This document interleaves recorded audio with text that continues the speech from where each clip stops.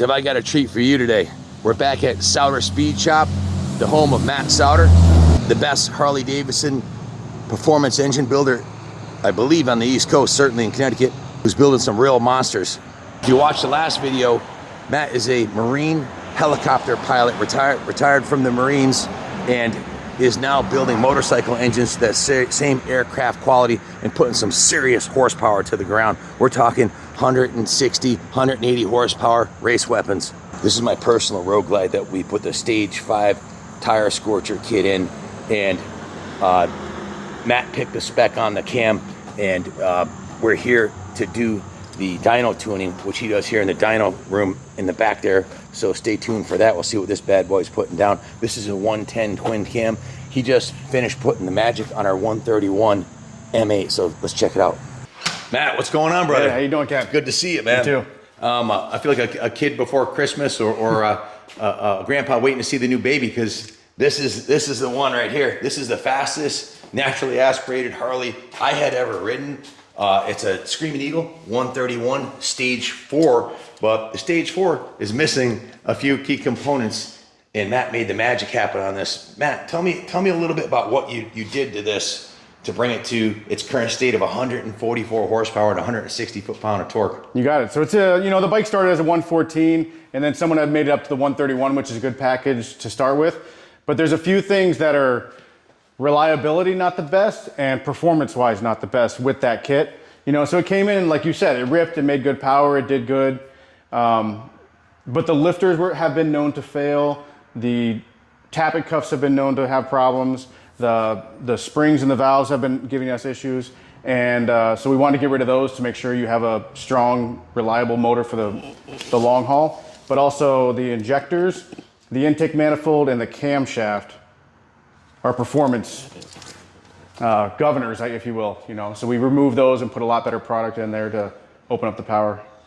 Now, there was another issue too. Wasn't there a failure of the stock oil pan? We did. We had a failure of really unknown right now, but luckily you wanted to go in, and I wanted to go in and change the camshaft. And so we went in and we opened up the camshaft, the cam plate, the oil pump. We found material within the in the cam chest there. And so then we had to do some digging and researching, trying to figure out where it came from, because it was kind of an odd piece that didn't strike any bells with me right off the bat what it was. And so we did some digging and found that it was actually a piece from the oil pan that somehow had broken off, sucked up through the passages, and landed in the cam chest. And luckily it stayed right there, so it didn't go through the motor.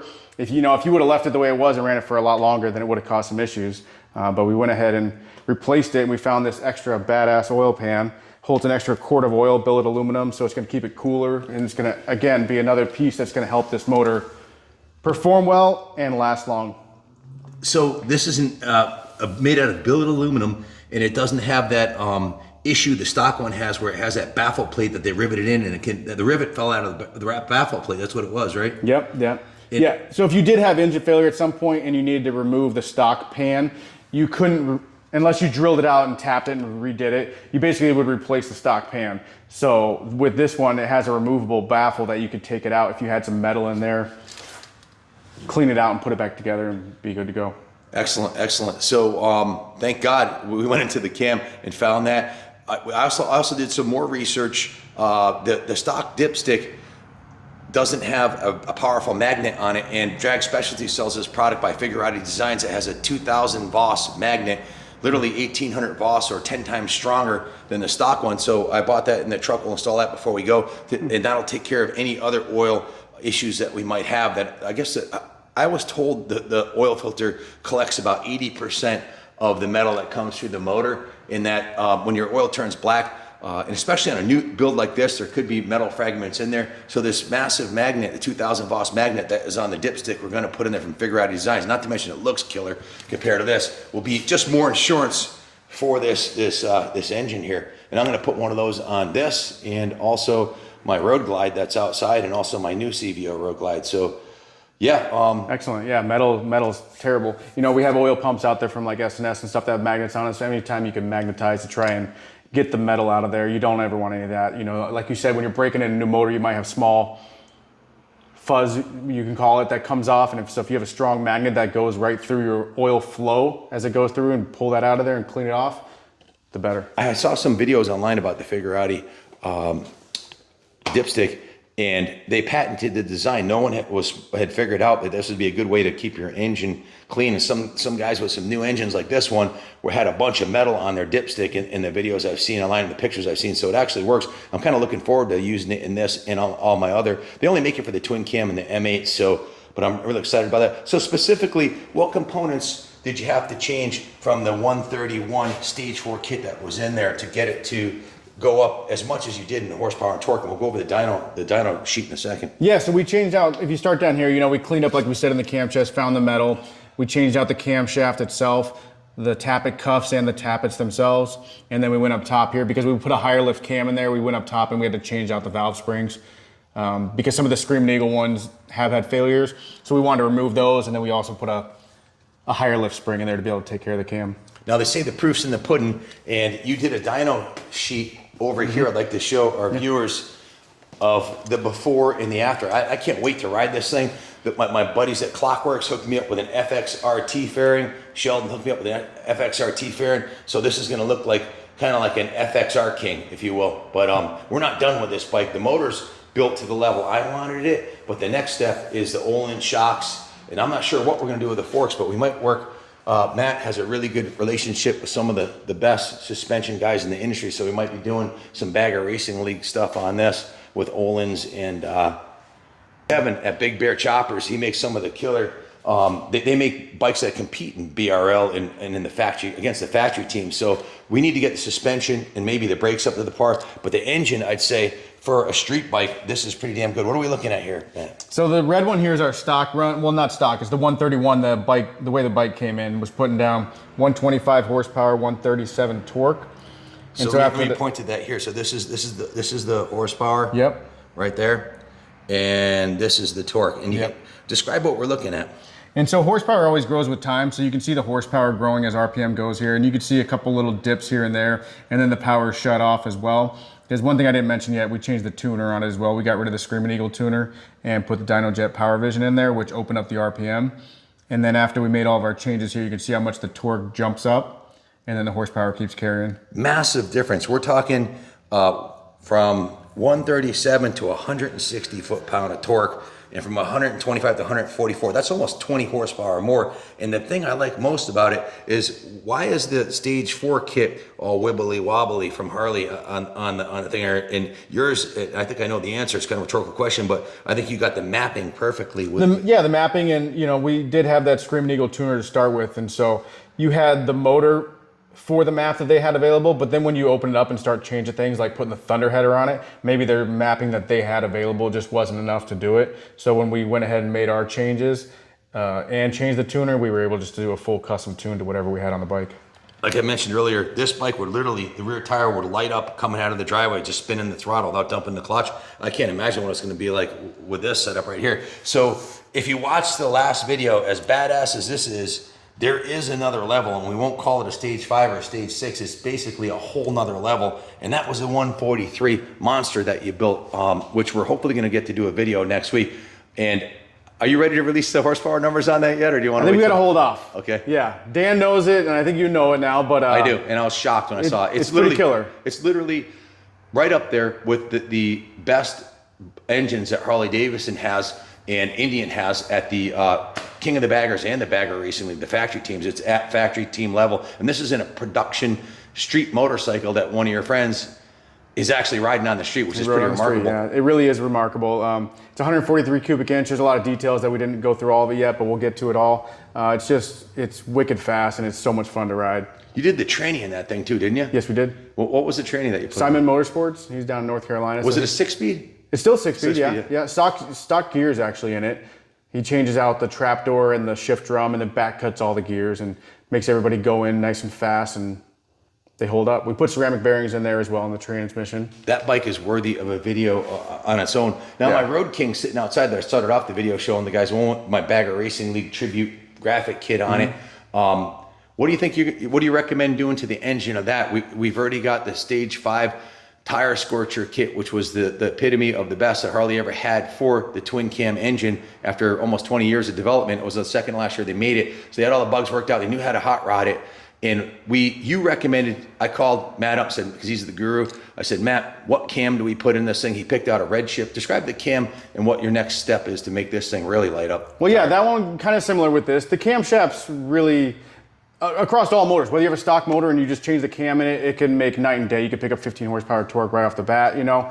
And then even with a lot of these kit components that are out there, the camshaft is so crucial on where your power is gonna hit and how it's gonna be set up. Depending on where you set your compression, your cams are just very, very important. And so we went ahead and changed the cam on that Road King as well. Awesome. So a lot of the guys out there the M8's been out for how many years now?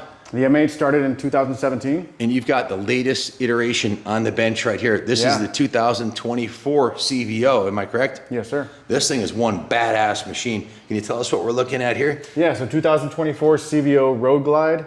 This is the non-ST version, the one with the VVT.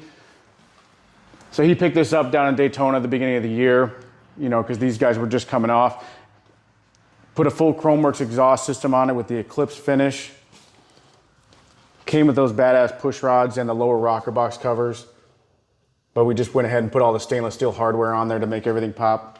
This engine is absolutely freaking spectacular right out of the box, the fit and finish of it. It's unbelievable. And this Chromeworks pipe, I don't know if I'd call it a black chrome or I don't know, it's darker than a regular chrome. What do they call that finish? They call it Eclipse. It's almost like a smoked chrome, if you will. Yeah. These are the CVO accoutrements. This is all stock CVO stuff. But the front end on the CVOs out of the box, the 24 CVO is what you would have spent $7,500 for a couple of years ago. Between the Brembo disc brakes, the massive rotor, the custom wheel, the spokes, the cut down fender, the triple clamps, and just can you describe the forks for me? Yeah, so it's a 43 millimeter inverted front end. It's just like you said, it's a beautiful front end that we strive to on all our other bikes. You know, just like you were talking about, like power with your twin cam that was only a couple years towards the end of its life, and we progressed from there to the M8, and then we progressed again to this motor. Luckily, we keep progressing our suspension and our brakes and everything as well, because we got to go fast, we got to run fast, we got to stop fast, you know? They kind of had to, because now my Stage 1 24 CVO ST that I bought to you, that one's a 121 with just a pipe and a tuner. You had it at 128 horse, and I think it was like 140 torque. I don't remember that torque number, but anyways, that thing's 128 horsepower with the shitty suspension they used to come with is unacceptable. You really need these kind of brakes to put in this kind of suspension to put the power to the ground. Yep, and that's where we love racing, and that's where racing has always progressed all of our motorcycles, you know, for the longest time. This is just pure moto porn here. What are we looking at here, man? This is unbelievable. So one of the things that a lot of guys didn't like about the new Road Glides that came out was the headlight. You know, it's a big, everyone called it like a Honda Goldwing looking, yada yada. And so this is a full Baja design setup to get rid of that stock headlight. I would imagine it must cast. Baja Designs is legendary for Baja racing. So this is probably a multiple of the light you get off a stock headlight, right? Oh, it's insane. It's insane, you know. And you can get these in different colors: the white, the amber. You can get them backlit as well. These ones are backlit in green. And yeah, I just put these on, so I didn't turn those yet. I'll turn those over at another time. But yeah, it's pretty cool. And then you can get these white or amber as well. You can make these turn signals as well. And so you get you get lights that are coming out the side. I mean, like they call them Baja. They're made to see in the middle of the desert.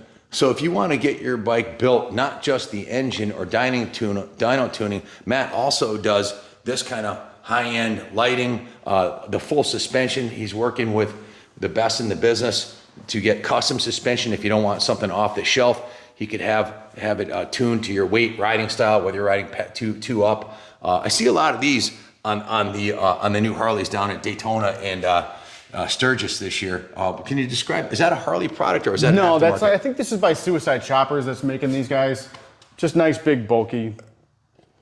The CVO saddle is ridiculous, man. The fit and finish on the CVOs they've been doing this for 20 years now, a little over. They started in '99 on a Harley FXR was the first one they did, and they're really taking it to another level, man. It's. Think you can see those headlights? Yeah, I'd love to. Let's see. Put your glasses on. Blind yourself here. Don't look directly into them. Wow. Wow, is that green on the? Yeah, that's the green backlight. So you can get those in different colors. I forget all the colors: orange, amber, red. It's hard to mistake Purple. this thing coming down the road. Yeah, huh? and then you can hear your turn there. Wow, it's like looking into the sun, man. It's ridiculous. You can't look at it. I'm hiding behind the camera. It's actually. nuts. Oh man, and you can put it on. That is freaking cool. That's cool. Yeah. If you don't mind me asking, what's a set of these lights cost? This full setup right here is going for $2,000. Yeah, you get what you pay for. Yeah. It looks like aircraft quality, and with your background of being a helicopter mechanic, it seems like aircraft quality. Yeah, they're purpose made. You know, obviously they're LEDs, but they actually get really hot. So they have cooling fins that are made all around here purposely. They have vents that go through here to help draw the lights through. I mean, the air through. Super fine quality. Yeah. It's ridiculous. If you had an earlier road glide and you didn't need these 4 extra lights, then you can get one of these for like $1,500. Really nice. Do they make one that, now we're putting the FXRT fairing on my Road King. Do they make a light for the Road King? Yeah, actually we put those on Dan's 143 Road King. So he has one of those LP6s right here in the middle of his, and then 2 of those little ones on the side here. So we'll show you that next week. His Road King really is the king of the road, isn't it? It's got to be the highest horsepower, naturally aspirated Harley Davidson in New England today. I would venture to guess, right? The fastest one I've seen. For a street bike, one I've done, you know, dyno proven. Right. I'm not talking about a drag bike. This is a bike he's going to ride around on the daily, right? Cruise it.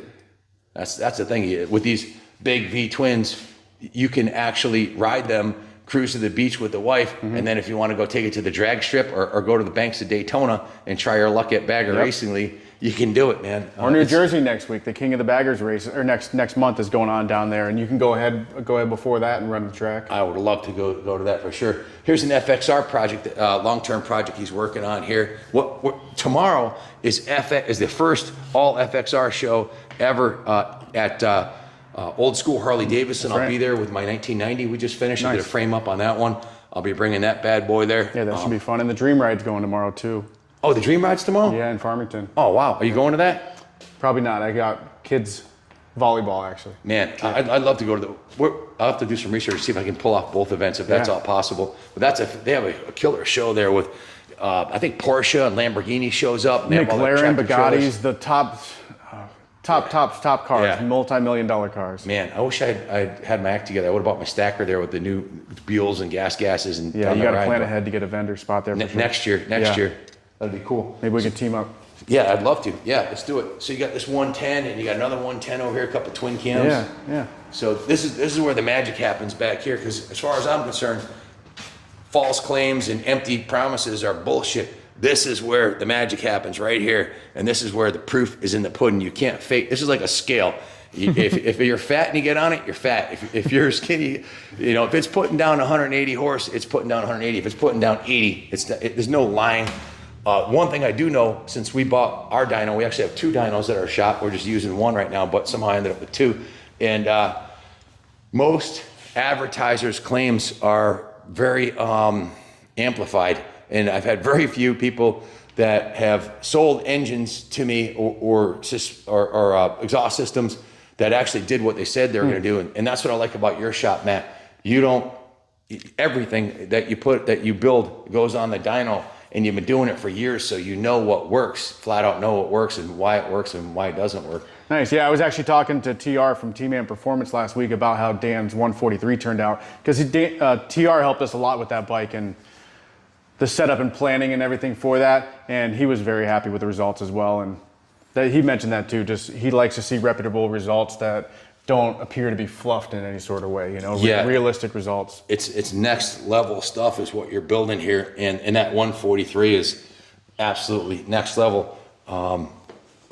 So yeah, if you want to get your Harley dialed in, give Matt a call. He books up pretty quick here, and I just dropped off my Road King. I had my 24 CVO Road Glide here, the ST, to get this. The only thing that was available for it right now, because they don't have a tuner developed for that, right? That's what we're waiting for. Still in the works on a lot of it. So that one he did that one first. Then he did the this 131, which is putting down 144 and 160.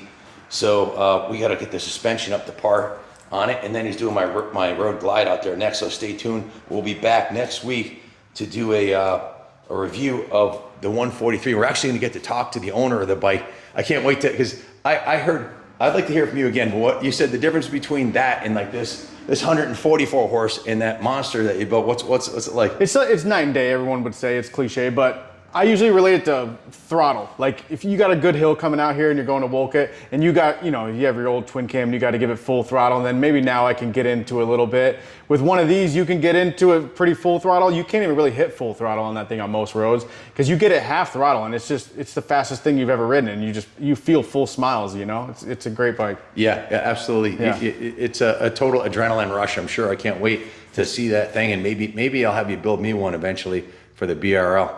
That'd be great. So we talked about this earlier. Matt's going to show us the stock dipstick, which did not catch the metal fragment, and the new one from Figurati Designs, what do we got here? Just clean oil. This oil is all brand new and clean because we just changed this oil pan on it, so everything in there is new. But we don't see any fragments of anything on there. Does the stock one have any? I heard there was a 200 Voss magnet in the stock drain plug. Does this have is there a magnet in the stock one at all? On this is just all plastic. It's got an O-ring up top, and this whole thing is just plastic just to measure the oil. So there is no magnetic capacity. No magnetic, no. And the one from Figurati Designs has a 2000 Voss magnet, which is 10 times what the drain plug has in correct. it. And all the pictures and videos I've seen online in the forums, this is the package. Look at the packaging. It's like, quality stuff. I chose the knurled design on it. They make a bunch of different designs. You can check them out on their website at Figurati Designs. 200 Voss magnet. It has the same, I don't know if the camera will pick it up. You can see your oil level here. But then this large area that you see down here, this is where the large magnet is. So this will be sitting right down in your oil pan where all the oil is flowing. That's what I saw covered in shards of metal in every video I've seen. So it's amazing how well the thing actually works, and give you an idea of what's going on with your engine. Yep. You were talking about when you were working on helicopters for the Marines. Yeah, so we had what we called chip detectors that were within our transmissions and our gearbox, combining gearbox and things like that. And they would actually send a light up to the dash for the pilots. And if they had a chip light, they would actually have to come back. And it was basically the same thing as this. It's a magnet, but it was hooked up to electricity to send a light onto the dash. And the mechanics and the guys would have to go out and we'd have to pull those chip detectors to detect whether it was a large enough chip to be concerned with, kind of like some people see on their dipstick, or if it was just like fuzz, which is just kind of like a byproduct of an internal combustion engine. So if you have something like this, because we don't have an idiot light like that chip detector to tell, but at least you could pull your dipstick when you should be checking your oil before or after you ride, and see what's on here and clean it off. That'd be pretty cool if someone could develop a system like that for the V-twin. Yeah, for sure.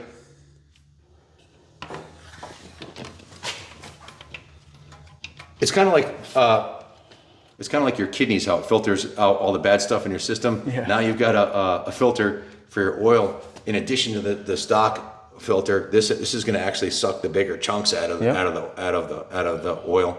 And it looks great. It's knurled on this one. They come in different designs, whether it's like a hex head or a knurled, and then there's a bunch of different colors available. I think there was like gold and blue and red and. Yeah, they can anodize it any color you want, and it can be clocked. There's a way to clock it so that the logo wing can will be facing the correct way. Yeah. There's a set screw on it. There's a video on their site how to do that. But hey, if you're going to spend this much money on a motorcycle and invest this much money in your engine, it's like cheap insurance. And it's available through Jag Specialties, or you can get it right here at Sowder'S Speed. I didn't realize that you knew about Figurati already. You actually had some products for your FXR, didn't you? Yeah, I did, and your baggers too. We started seeing these plastic covers right here that Harleys have and the FXRs have.